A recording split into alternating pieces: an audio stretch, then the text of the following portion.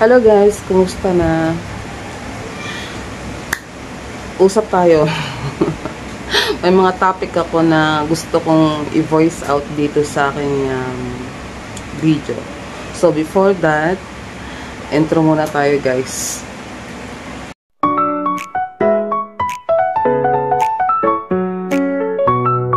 So yun na nga guys. Ang topic ko ngayon, it's about staying here in Philippines na halos ilang taon na akong hindi umuwi dito. 9 years na akong hindi umuwi dito. So, 8 buwan na ako dito pero ang dami pang hindi nangyari sa buhay ko. Marami akong gustong gawin sana. Kaso, parang nagda-doubt ako sa gusto kong gawin. So, alam niyo guys, ang hirap pala dito sa Pilipinas. Kapag wala kang trabaho, wala kang income everyday, so nauubos at nauubos yung pera mo hanggang sa nagkakaroon ka na ng mga utang-utang. Alam niyo yun. So, yun nga guys. So, 8 months na ako dito. Wala pang nangyari sa akin. Nag-stay ako dito sa bahay, nag-aalaga ng pamangkin, hindi ako makalabas. Kasi itong place na to na pinuntahan ko, kung saan nakatira ang kapatid ko, wala akong kaalam-alam. Wala akong alam na puntahan dito. So, hindi ako makalabas. Gusto ko maglibot at makahanap ng trabaho. Kahit anong trabaho. Anyway, malapit na to sa Baguio. So, kung gusto ko man talaga maghanap ng trabaho, may Baguio. Pero, parang, ang hirap magtrabaho dito sa Pilipinas. Parang, ang sahod mo lang, siguro nasa 300, baka wala pa sa 300. So, guys, nabuboring na ako. Nabuboring na ako sa buhay ko. Alam niyo ba na nagsisisi ako na umuwi ako ng Pilipinas. Tingin ng motor doon. So, yan nga guys. Stuck ako dito ng walang buwan sa loob ng bahay. Alaga ng pamangkin. Hindi ako makapunta sa lugar kasi wala naman akong alam dito. Kung nasa Nueva Ecija pa ako, yun pa.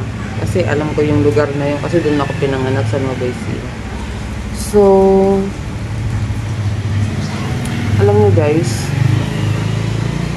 doon ka pala magsisisi sa bandang huli. Alam nyo ba yung kasi natakot ako sa bomba doon na akala mo sa'yo babagsak yung bomba. So, natakot ako kaya umuwi ako. Kahit ayaw kong umuwi, kahit alam ko na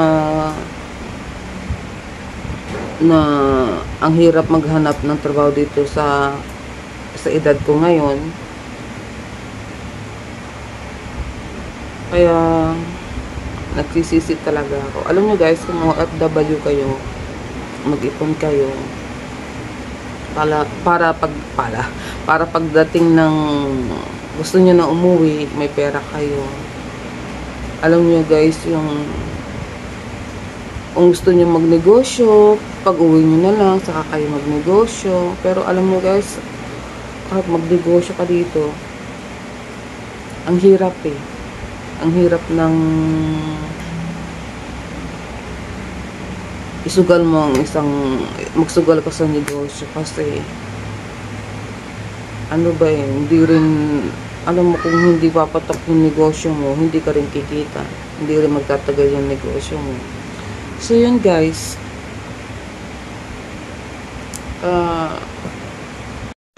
at saka guys, kung kayo ay may pera, kahit maliit pa yan, puhunanin nyo yan.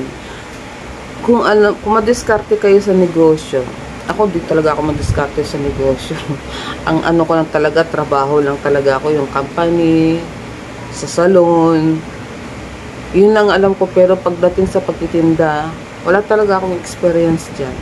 Mana pa yung mag-waitress ako, yun. May experience ako dyan, o kaya cashier, yan. Pero ang magnegosyo, magtinda, wala akong alam. Pero, kung pagdating sa business, parang, sa akin lang sa sarili ko lang parang, kaya ko. Kaya ko nga ba? Yun ang tanong. Kaya ko nga ba? Pero, alam nyo guys, bored na talaga ako. Wala akong makausap, wala akong kaibigan dito. Alam niyo, pumunta ka ng lugar na wala kang kakilala. Yung, alam mo yung lugar na, hindi naman talaga kasi ako palalabas, hindi ako pala kaibigan. Depende na lang yan sa tao ko may makilala ko, yung magiging kaibigan ko. Pero dito kasi hindi ako lumalabas, kaya parang bored ako sa buhay ko. Diyos ko, hindi ko alam kung anong gusto kong gawin. Yung, alam nyo, kahit itong pagkukwento ko sa inyo, hindi ko rin alam. Parang ewan.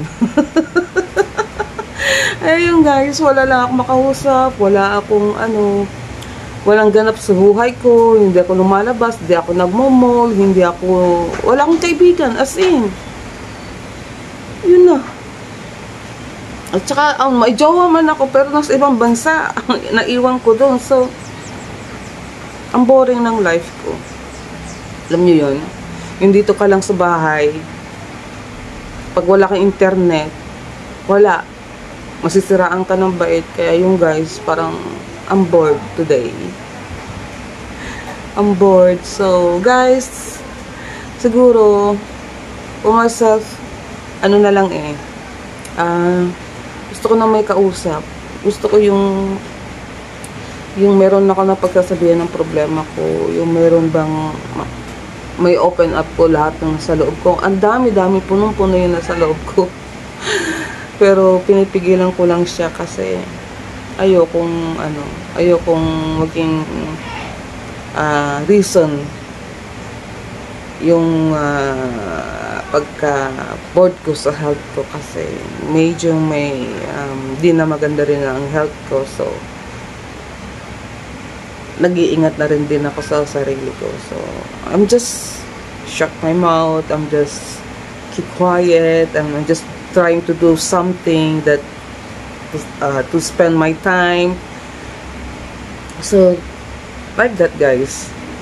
So it depends to myself also if how can I spend my time without going out, just stay at home. So yun lang. Alam niyo, itong video ko na to parang wala lang, parang ganito lang. Gusto ko lang yung magsalita, gusto ko lang yung wala din naman akong asawa. Wala din naman akong makasamang paglabas-labas. Wala, ang jowa ko nasa ibang bansa din, kaya I don't know. I'm just na-Arabic tuloy ako. I'm just trying to do something that I spend my time. Like what I said, I care of my nephew.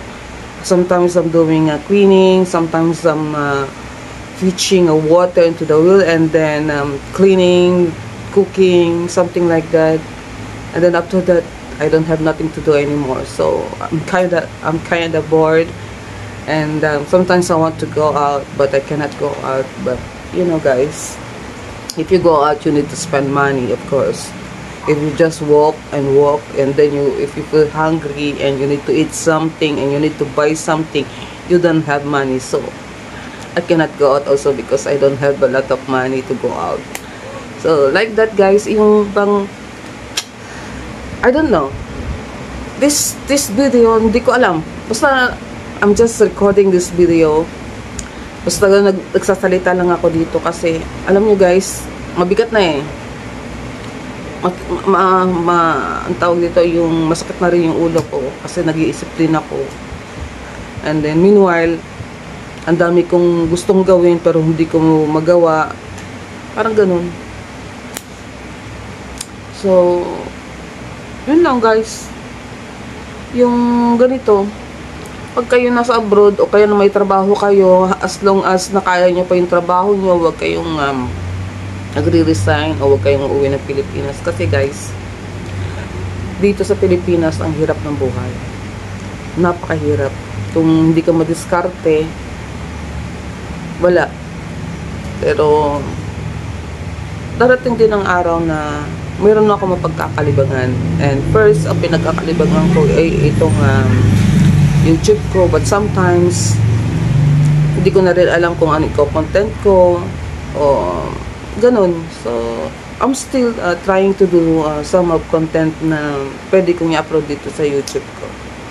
Kung makarating man ito, YouTube ko sa'yo at mapanood mo man, please subscribe to my channel, guys. Because I'm a single mother also, and ako na lang yung nag-iisang nagpapara sa anak ko, and magkakalis na rin siya kung makakapasa siya itong grade 10 siya, and then makapag-college din siya. Gusto ko rin siya makapagtapos. So I'm just depending here in YouTube, not really depending here in YouTube, because maliit lang akong creator. So laki din tulong sa akin itong YouTube, kaya kahit ano na lang content, kung yan ay maraming manonood o walang manonood, it's okay, as long as I'm doing my best to do content, okay lang. So guys, hindi ko to pahapain. Sa susunod ulit, kung medyo mabigat ang aking kalooban, eto, gagawa na naman ako ng ganitong video. So guys, thank you so much for watching this video. If you reach this video, o kung dadaan man sa inyo ang aking video. Bye bye guys, that's it only. Mailabas ko lang yung nasa loob ko, ganun lang. So bye.